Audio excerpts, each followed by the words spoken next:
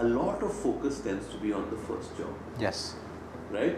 So one of the things you want to do is you want to enable students to be self-aware, understand their strengths and weaknesses, understand what to expect when they go to industry, and then to that extent personalize their learning journeys over their time on the campus.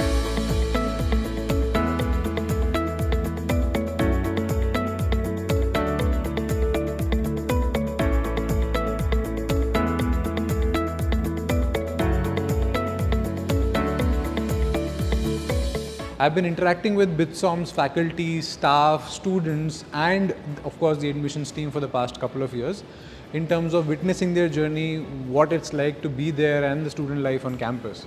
Now, thankfully that the pandemic is over, today I'm on campus and this will be my day at BITSOM where I will cover the discussions with faculty, I'll be interacting with the students, maybe attending a few classes as well, and showing you the sneak peek in terms of what is life at BITSOM for the students and for you who is looking to get into a new age business school.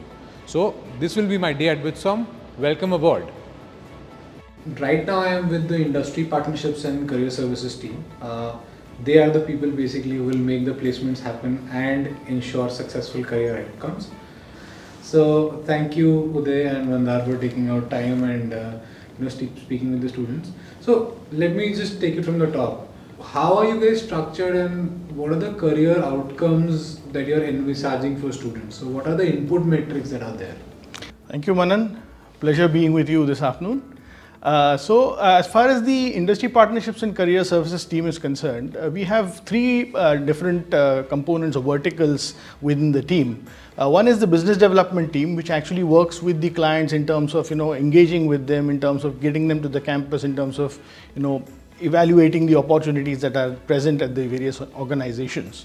The other vertical would be the L&D piece, which would look at primarily the learning and development with regard to the students. And the third one would be the process orientation as far as running the entire process is concerned. So, these are the three main verticals within the Industry Partnerships and Career Services, IPCS, what we call as in short. Uday, I think in terms of numbers, and that's what students would want to look at, right? So we had decent placements in terms of internships last year, and internship season is almost over now. So can you throw light on the numbers, the kind of companies that have come in and those kind of things? Sure. So thank you, Manan. See, the good thing is, just to build on what Mandar was stating, we have a very structured team. I think very proud that one of the few schools in the country which offers a 2-year program has such a professional setup as far as career services is concerned. And we have been able to scale it up, compared to last 1 year, because as a new school we are evolving. Now just to throw out some numbers, we almost had 200 plus client meetings. And also, we have a property called Spotlight, under which we have brought almost 45 to 50 leaders to come and address our students. Now, because the kind of talent which has been at our disposal and the kind of engagements that we had so far, I think there's definitely been a great traction in terms of our client portfolio. See, last year we had almost 49 firms which participated in the internship process. And we did well. I think in the first year our average stipend was around about 1.6 for the 2 months period. Our median was also very, very healthy. We had a good representation of strategic consulting firms. We had full service banks coming in. We had the GenMan. So we have continued with that legacy. The good thing is that on all the three matrices we have done well, whether it is the average, whether it's the the median, or for that matter the lead period to complete the placements. We have shown growth over last year. We see almost a growth of 30% when it comes to the median. This year we are confident that we'll have a median of 2 lakh stipend for the 2 months period. Almost 70 students have got a 1 lakh per month stipend for this year. As far as average is also concerned, we have shown a growth of around about 20-25%. So I think in all, I think we are in a very, very healthy state. And again, this year too, it's a good representation across the industry. It's consulting, it's GenMan, it's investment banking and private equity. So as a new school, I think we have made a lot of rapid strides. Very proudly can say it's not a one-dimensional school. Yeah. I think overall, a premium school in making, and we have got a lot of warmth, a lot of receptibility from the industry, and hopefully that continues. Right. What do you think as a school you can do differently to achieve all of these outcomes from a learning aspect as well as obviously placements? So I think thing is, we have an advantage. I think since we are a new school and we have been in existence for the last 1 year, we have been able to learn, a lot of good practices from the other B schools. We are in many ways, a disruptor as far as higher education space is concerned. We have brought in a lot of courses in technology, in analytics.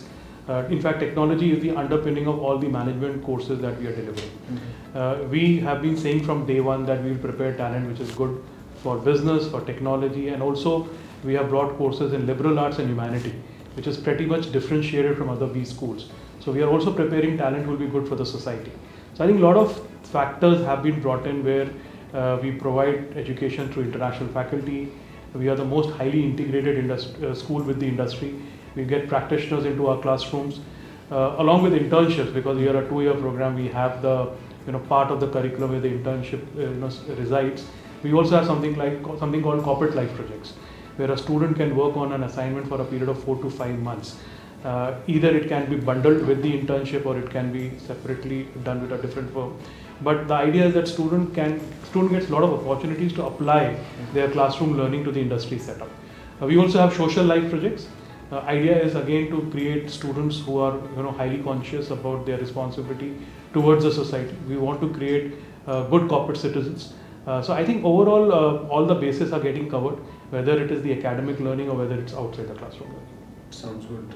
I think totally impressed by at least the structure that is trying to be in place. So good on with that. All I'll do is I'll wish you guys all the best, and to the students as well, considering placements will start in another 3 months of time, and a lot of upskilling to be done and a lot of numbers to be rigged in. So all the best, and good luck for the next leg of the journey. Thank you so much. Thank you so much.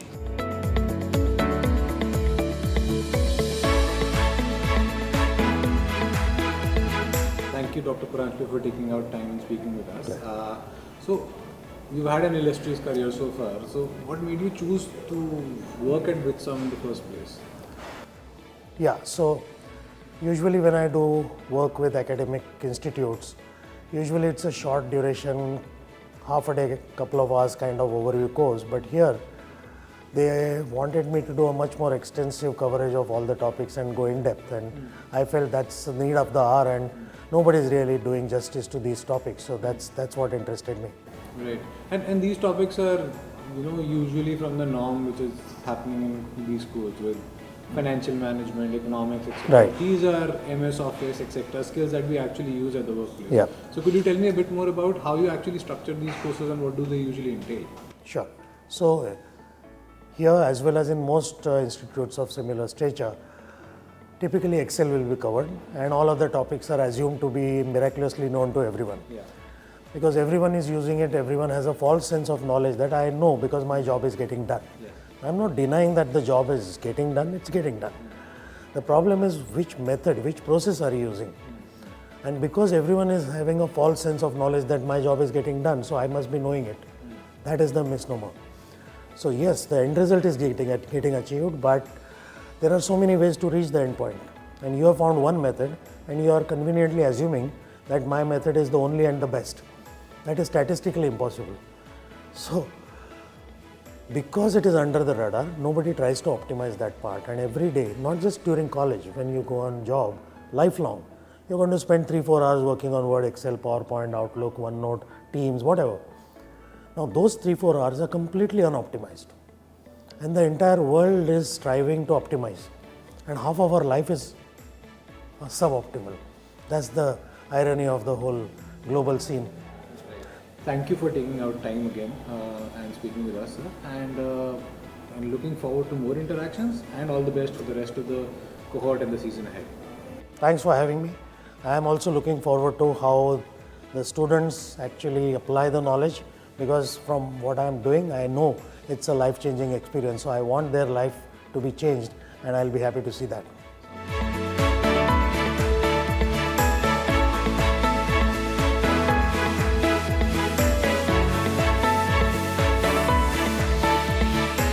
So I'm sitting here with a bunch of second year students. They've gone through their internship, they've gone through almost 15 to 17 months of their MBA journey. And let's talk and hear about their experience so far. So Niharika, you've had some bit of experience prior to joining BitSom. So what made you choose the school in the first place? Right, so I do have work experience as you've mentioned, and so I was working in the consulting space and the SaaS space for quite some time, and I wanted to actually know beyond what I was already doing. That's when I got to know about BitSom, and what actually struck me was the fact that they were not only talking about conventional courses like marketing and finance, but they did tell us that we would be going through classes called Winning at the Workplace, where we would be learning beyond the classroom, beyond the conventional classroom learnings. And that is something that was very attractive to me. So I did not want to learn just about balance sheets or, the 4P, 5Cs. I actually wanted to know beyond that. And that is what attracted me the most. And the second thing would be the fact that they were talking about faculties flying in from around the world, some of the best B schools. We've already had profs from Wharton and SMU, etc. And that's exactly what I always wanted. And I think BitSom hit the sweet spot there. And Nishan, on the other spectrum, this is your MBA without a work experience, right? So why didn't you choose to join an IIM, a 1 year or 2 year program for that matter? Yeah, so that was a question I faced myself when I finished my undergrad, and I got into a few IIMs, and then I was posed with the question of what to do. There was advice coming my way to take some time, write the CAT again, or maybe go into an IIM, get some work ex. A lot of different options, but I think at the end of the day, there were a couple of things that really helped me decide on BitSom. One, of course, was the stellar faculty. I saw that I was getting access to people from Wharton, Stern, all across the globe, the best of the best. And learning as part of the MBA was something that was very key for me. So that was one thing. And the other was post our admission offers, we were given the chance to talk to the dean, talk to people who were part of building BitSom. And through those conversations, they brought into light about how we were going to actually be part of building an institute, and that really fascinated me. And I just trusted them. I felt like they were out here trying to build something which was special, which was different, and something that I would like to be a part of the journey of. So I think these were the two factors that played the biggest role for me coming into BitSom. Right. I've been hearing students talk about the WOW courses, right? And the stuff that you mentioned. These are unconventional, different from the corporate finance, marketing management, economics that you would go through. So how has that experience been? What would be like your top choice of the course in terms of what you experience, and how was that experience, Niharika? So for me, if I talk about a few specific subjects that we had in WOW, one would definitely be the one that was on Indian mythology, which was conducted by Devdutt Patnaik, where we actually we went through a lot of Indian mythologies, and we spoke about the world at large, along with the Indian context. And I think, though directly we do not see any pattern, it was very interesting to see the prof actually weave the connection over there. So that was really interesting for me. The second most interesting subject for me in WOW would be the one in theatre. So where we actually had to sometimes come up and enact, maybe recite a poem, act in front of our peers. That actually made me realize how important it is to have those skill sets to function in a team, function in a group. So we all are taught to be very formal in a group setting, etc. But to know how to be formal while also expressing the right amount of vulnerability is very important, because that shows that you are human. So I think that is what struck the chord for me. What if the school is not able to achieve what it set out to achieve in terms of the brand, and let's say 5 years later it does not perform in the league that you would want in terms of FT ranking and a few other places, right? So have you wondered that situation? What would be your reaction to something like this in terms of your experience? So, coming in, learning was a great goal for me. It was something that I placed at quite a high point in my whole decision-making process. So, of course, it matters to me what the school's reputation is 5 years down the line.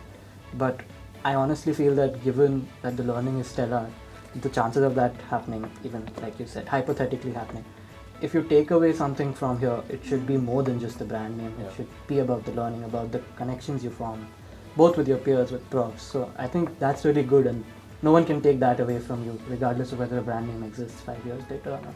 The input metrics are all there, and they'll propel you at least as individuals, no matter what happens to the institution as a whole, which is a great thing. I realized in discussions with the dean as well. Right. It is about getting those things right, and results will follow for sure. Right. Okay. What's not working well? I think I wish we had maybe seniors who could guide us. Maybe alums were already in place to actually tell us what to do, what is the right way ahead and what is the right path. So currently we do mentor our juniors, and I personally feel that I wish I could have had somebody. But then again, that's a trade-off we all made. We chose the vision over maybe having alums, and I'm sure, but despite all of that, despite not having alums or seniors, I think that is made up by the fact that we do have a stellar mentorship program. We have people from the industry, and each of us is actually mapped to somebody from the industry, from the background that we want to pursue in our future, so that kind of makes up for it. But yes, having a senior to tell us what to do, how to actually have, how to make the most of your campus life is something that I'm sure most of my batchmates wish for. And in terms of the legacy as well, right? Any specific things that you feel the school can do better? Let's say if you achieve goal 5 years, 10 years down the line, what do you think the school can do better as an institution? These are tactical things, alums are not there, etc., etc., right? So what do you think as an institution that there should be more of? If you talk about, let's say, a batch coming in 2023 or 2024. I think the number of full-time faculty can be improved. I think my conversations with Professor Leena Chatterjee through the personal development plan, I think has really helped me, and also the candid conversations I have with her helps me reflect more of what I am going to be as a person and a professional. So just having that kind of ecosystem where there are professors around, example, we have a case competition coming up and it's crunch time. I think the professors can really step in and help us, and having that whole ecosystem, I think, can be done better. I think one of the drawbacks of having a stellar visiting faculty is we need to even have a stellar full-time faculty. I think the college can do really well on those aspects. Right. Talking about internships, you've gone through your own, right? So let's say, where do you work at Niharika, and how was the experience? Right, so I worked with Nivea, and I was working with their GTM and sales team. So mine was a really interesting project. So essentially, I had the opportunity to be on ground, interact directly with the whole sales value chain, talk to distributors, go for the loading and unloading, go to Jaipur and understand how it was working there. I had a team with whom I was working, so in the team we had DSRs, we had BDs, basically different people from the value chain, and it was really interesting to see. It was kind of vague, but this internship actually helped me understand each and every single element, or understand it on a more atomic level, know each of the stakeholders involved, what have they to gain or lose in it. So for me it was really interesting understanding the dependency between sales and marketing, and how sales is how a lot of the sales part actually also depends on the GTM strategies. So I think that way it was real exposure. So we do have courses that teach us about a lot of marketing and sales stuff, but I think the internship actually shows you the real sales world, and I now have a lot of respect for people who actually work on the ground, because it's a lot of hard work. Final question, placement time. How are you guys preparing? So the preparation has been undertaken by an external agency to help us with our CVs, our interview prep. But also what is really good about BITSOM is there are small groups which are formed with, there's a consulting focus interest group, there's a marketing interest focus group, there's a finance interest focus groups, and I think the clubs and committees are actually coming together of sending out primers, sending out very current topics trending. For example, the marketing club sent out a marketing primer, and we are also working on a book with top 100 brands. And I think even just having conversations with the career services team of letting our expectations know, I think that it's just a matter of time when we announce our presence in the corporate world. So all the best for the placements. It has been great in terms of interacting with you all, and always a pleasure to speak with BITSOM students. Candid view, more importantly, and which is not there in a lot of places. So thank you for being candid, and all the best for your journey ahead. Thank you so much. Thank you so much. Thank you.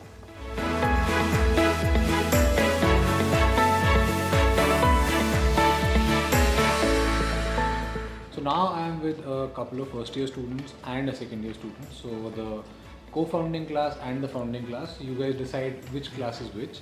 The idea is to again talk about how is the life outside of academics. So what do you guys do for fun? So basically we have a lot of inter-batch matches. So first of all, we started with sport matches. We had senior versus junior football match, both boys and girls, and we had cricket matches too. And even when we came here, we had a lot of fun activities with the seniors. They tried to prank us, we pranked them back. We keep roasting each other with co-founding batch pranks and all.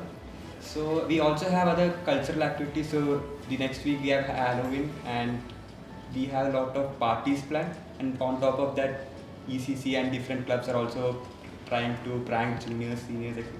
So that's what we do for fun. So yeah, tell me more, Ritika, in terms of what kind of pranks did you guys do?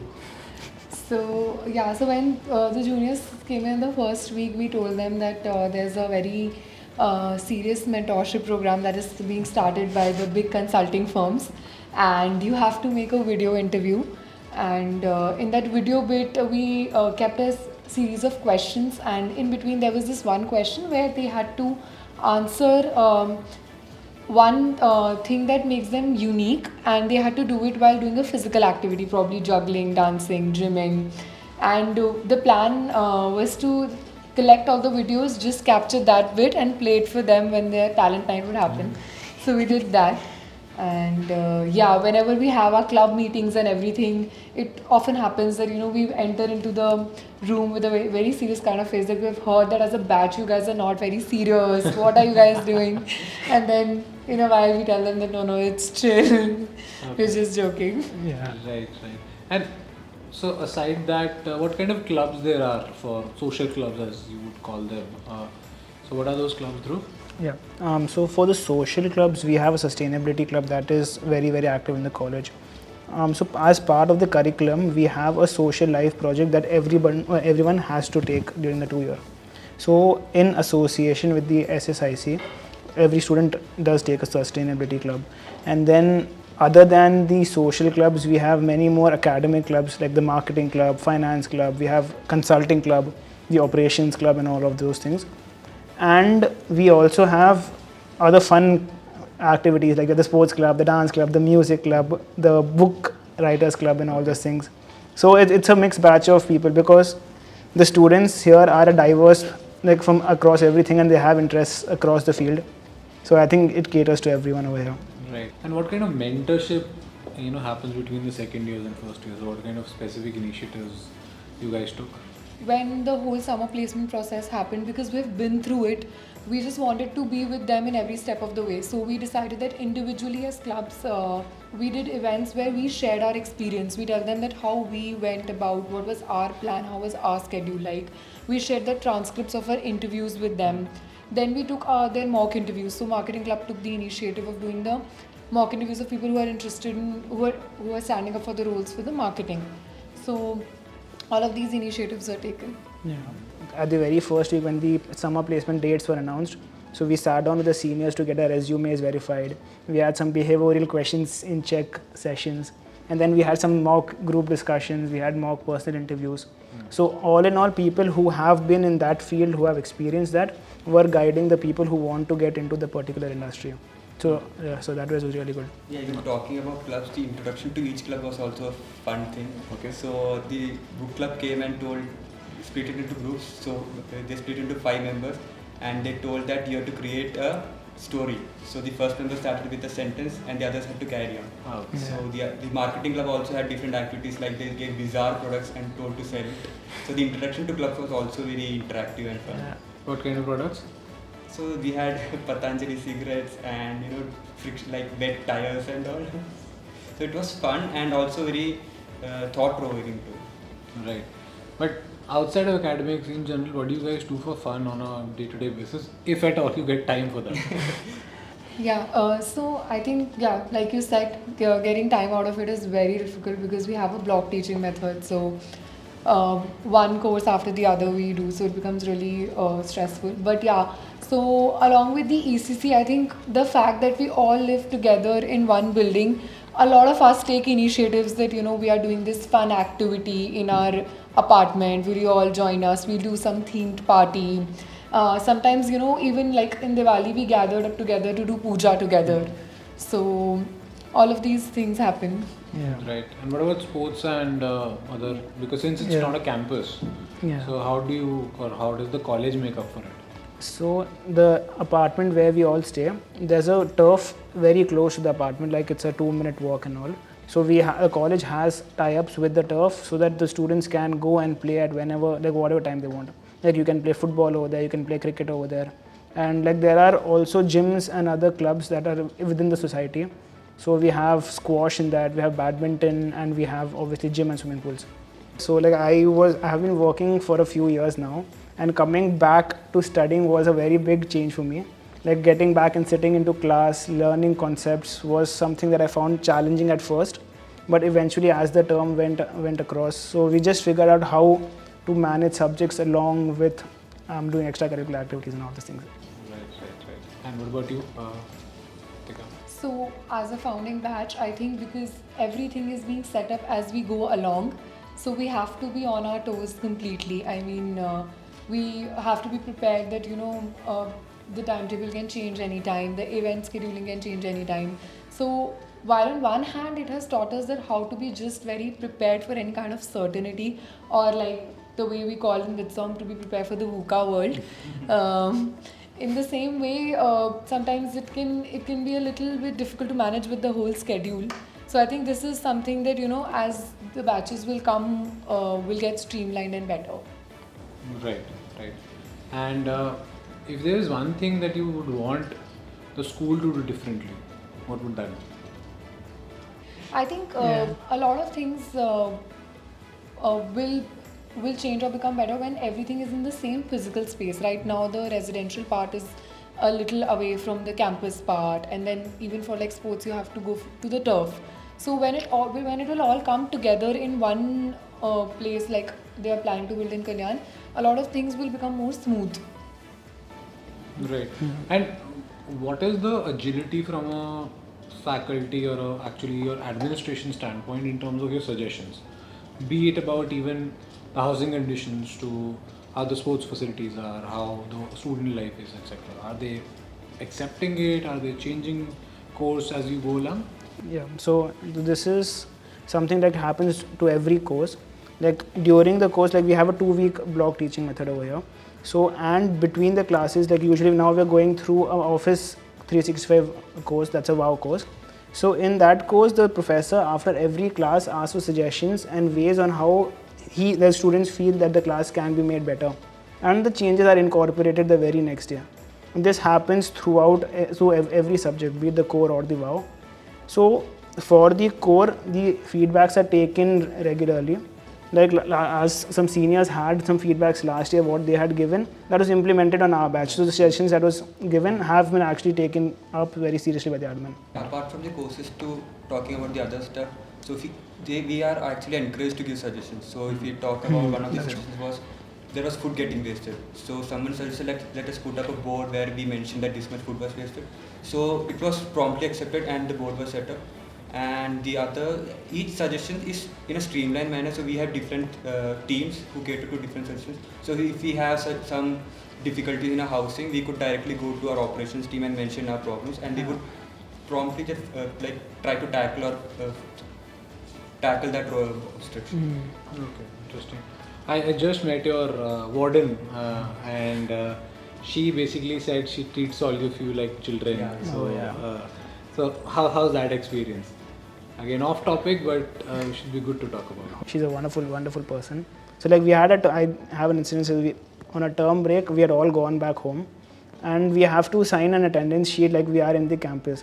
So I forgot to sign my attendance sheet, and 2 days after that, during the holidays, at night that warden calls me and asks, "Bacha, are you safe? Where are you?" and all those things. Why didn't you sign the attendance sheet? And like in a very jokey and jovial manner.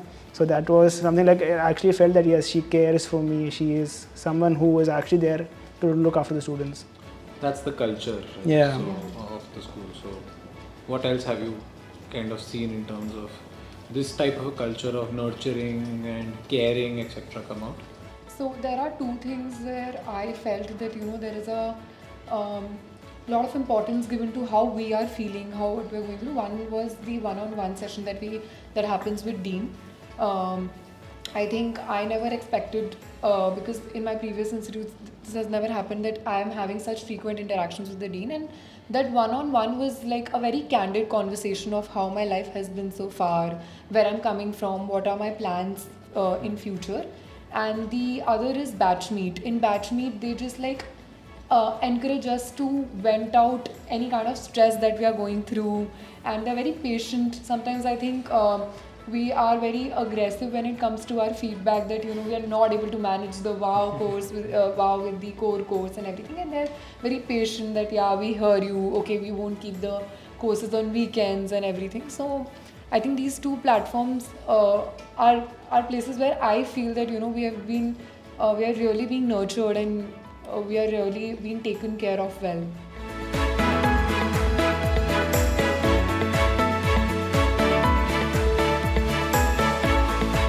We've gone through a good amount of content so far in terms of what Bitsom is like and the class experience, etc. And now we are with the man who's almost orchestrating everything and who's kind of built it to what it is today. So thank you, Dr. Banerjee, for taking out time and speaking with us about Bitsom and the journey.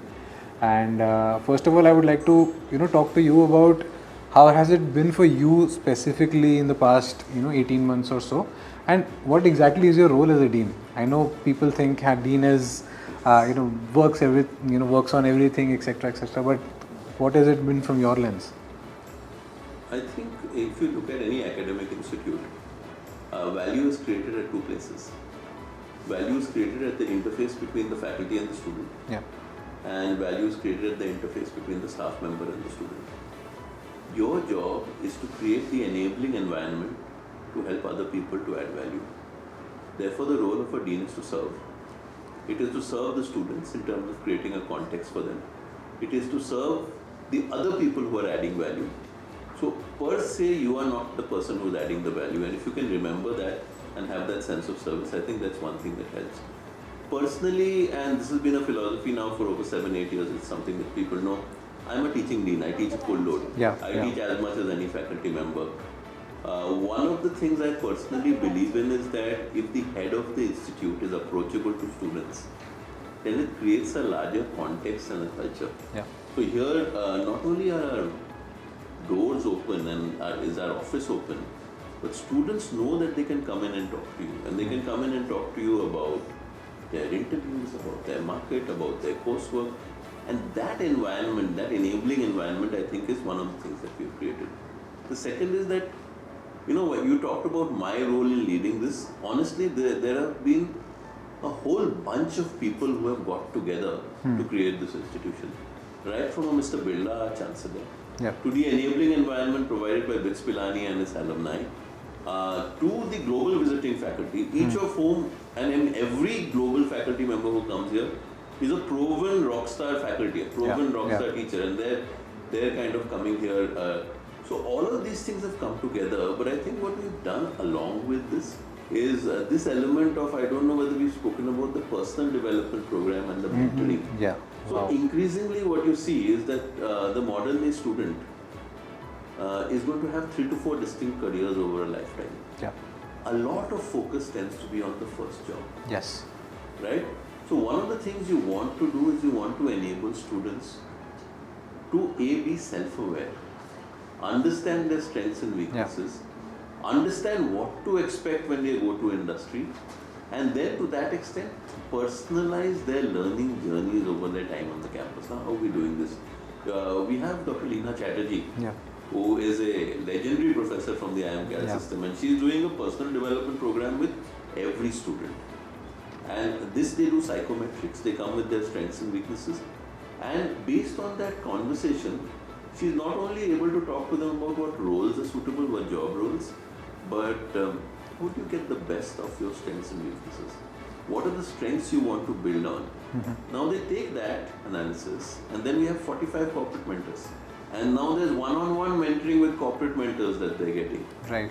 Right? So what we've tried to create is an environment where every student can kind of find themselves. Okay, and I'm not saying all students should find themselves in 2 years, because you know how B schools work. There is a lot of peer pressure, there is a lot of fashion and compensation determining choices. But we are trying to create students who are self-aware, Yeah. who are comfortable in their own skin. And if you can really do that, they will do well in life. Yeah. Interesting. And yeah, student mentioned about the WOW and the PDP. I think that those are the two things that are really looking forward to and enjoying the most, apart from other things. Now, back to your role in the sense, it's been 18 months of fulfilling journey so far, right? Why did you choose to join Bitsom in the first place? Because you've been associated with this, largely established brand, SPJ and Insta, etc. So it is almost like a startup that you have joined. So what made you make that move in the first place? So, I come from a background where I've always been a half and half guy. I've had one foot in academia, teaching across some of the better institutes in the world, and one foot in the corporate world, doing a lot of exec ed and consulting, and all of these things continue till today. So I had an experience with SPJMR where I saw what it was to take an established institute with some strengths, but which perhaps on some respects was not doing so well. It had begun to stagnate. Yeah. Plus there was a little bit of a leadership vacuum. We had one leader for 28 years, then you had a gap for 1 year. And I had to come in there and energize. And that's a template that I had figured out. How do you understand the institution? How do you carry people with you, etc. But whenever you're improving an existing institute, you realize that there were certain things that were decided 30 years back, and you can only change them incrementally. For instance, crafting a modern and contemporary curriculum in an existing business school is a 5-year game. Yeah. Because you can know the curriculum you want, but to make that transition, there are kingdoms, there are people who teach established courses. For instance, you can go to your faculty and say, hey, you're in the classroom for 6.5 hours a day, and that's too much teaching. Yeah. We should be teaching less. Everybody will agree. Yeah. Okay, now you tell them, okay, so whose course shall we remove? And then suddenly there are no takers. So your change has to be incremental, because effectively you're changing the wheels on a running train. Yeah. And you're changing the wheels on a running train which was designed for a different track. It was designed for the industrial world. So, at least for me, the attraction of a startup school is what if you do it right from the beginning? What if you create a curriculum for the digital world? What if you create a curriculum for a world where, nobody is joining a Unilever or a P&G or a McKinsey saying, I want to retire as the head of that company. Totally, yeah. They are looking, so we need to prepare them differently. The second is this whole thing of learning agility, adaptability, digital transformation. These are all words that people talk about. They're not reflected in the curriculum the way we've reflected it in the curriculum. So I think the opportunity to do it fresh for today is one. The second is more emotional, which is that, way back in 1996, I started teaching at Symbiosis, 96, 97. And I was just starting in consulting. And at that point in time, I had time. Because I had time, the kind of relationships I had with those students and the kind of impact I saw that time making. I still attend reunions of that batch. Okay. I have still tracked their careers. At their transitions, they come to me. So in the initial years, your ability to impact students personally is of a different level. And that's just satisfaction. It's just, there are many anecdotes I can tell you, but that there are many incidences where students come to you when they're stressed. Yes. When they're in a difficult time. Sometimes you can only support them, sometimes you give them really hard feedback. Yeah. But when you give somebody really hard feedback and they go and turn it around the next day and they come back to you and say, hey, I got a job based on doing what you said. Those are rewards. And those are the kind of impact you can only make. Something like a PDP and a mentoring program, I would have always wanted to do something like this. I can't do it in an institute with 700 students. Yeah, true. In fact, our challenge is going to be not what we are doing now, but when we move from a batch size of 150 to 350, how do we scale some of what we are doing? You mentioned about, thinking from a larger career lens and not just short-term and placements. So, placements are about to start for the school. So, how much of that ethos and how are you kind of blending into the process and the kind of companies that are coming in terms of when you plan the placement process, and what do you see, as a outcome of the placement process? unfortunately, when it comes to the placement process, then fairly predictable things take over. Yeah.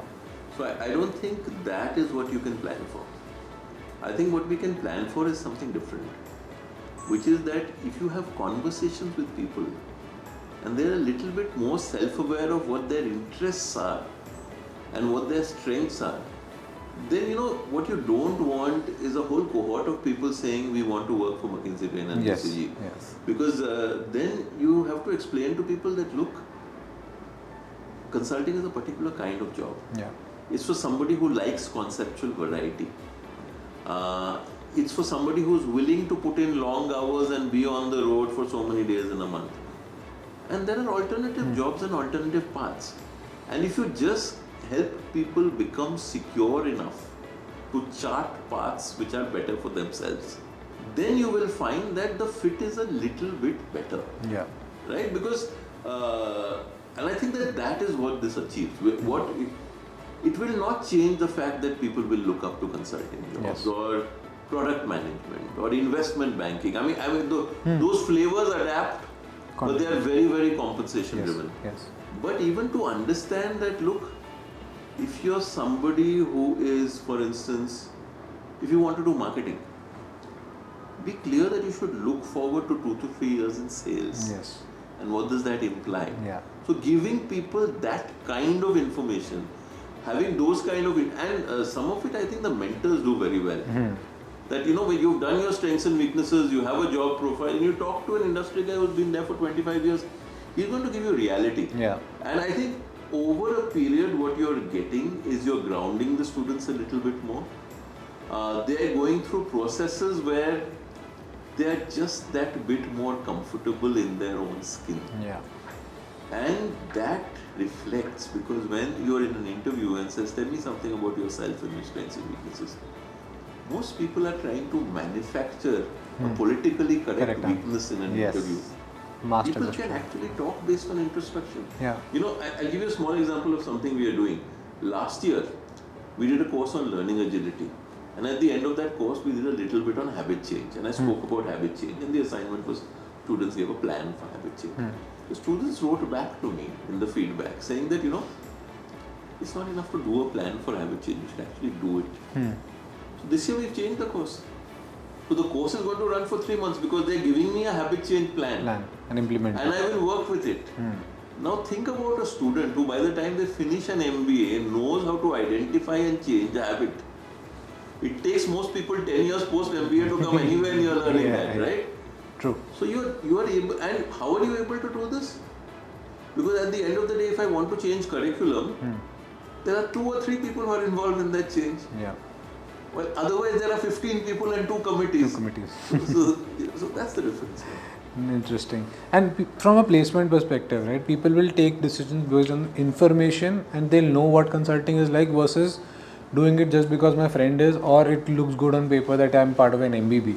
So that definitely will be an outcome of the process the way you said it. So that's great. Now in terms of competition from other B schools, because you are vying for, I think, the similar quality of students and similar pool. How do you view competition, let's say from an IIM 1-year program or 2-year programs or an ISB or a Masters in Union? So what's your, plan or what's your view around it? I come from a school where they say the highest form of competition is competition with the self. The fact of the matter is that in India, if you look at the top 50 in the Financial Times, there are 5 schools in India, and I think that's now up to the Masters in Management. There's 7 or 8 schools in the top 100, right? We could have 15. So the country has more high potential students than we have good schools. This is a reality. The second is, without critiquing any of our schools, I believe many of our top schools are a little complacent. Yes. Right? So I think you can be a great school, A, by starting well, and B, by just improving faster than anybody else. As an example, our curriculum is current today. Yeah. If I don't talk to industry every year, 3 years from now, my curriculum is not going to be current. Correct. So that urgency on staying contemporary is one clear way you can differentiate. Okay. The second is admission. And I believe aptitude tests are important, but they are one element. one of the things we have learned, and this is a story I've told many times, but one of the world's greatest experts on innovation was a guy who had a 450 GMAT.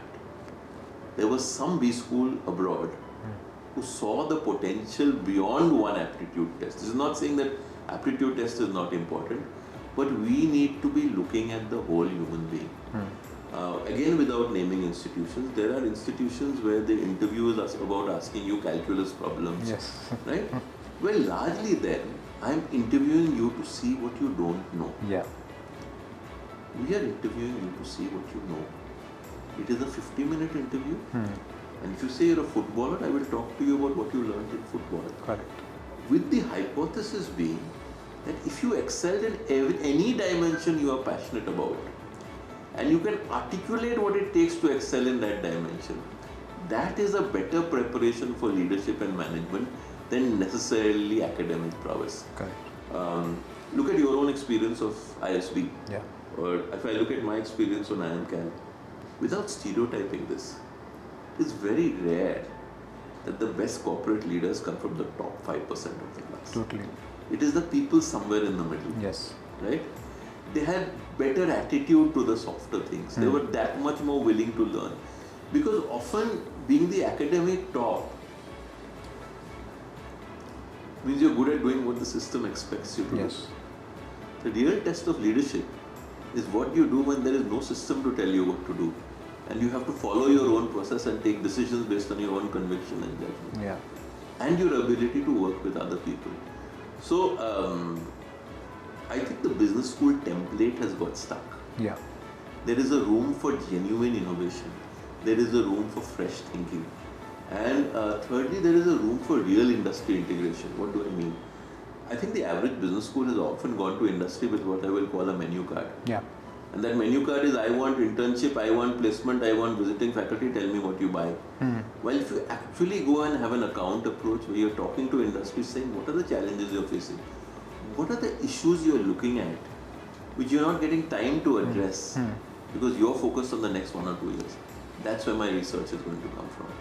So how do you build that partnership? The second is, and that's going to be our challenge, that today look, we are getting the best teaching in the world. Yeah. But we are getting the faculty from outside. Yeah.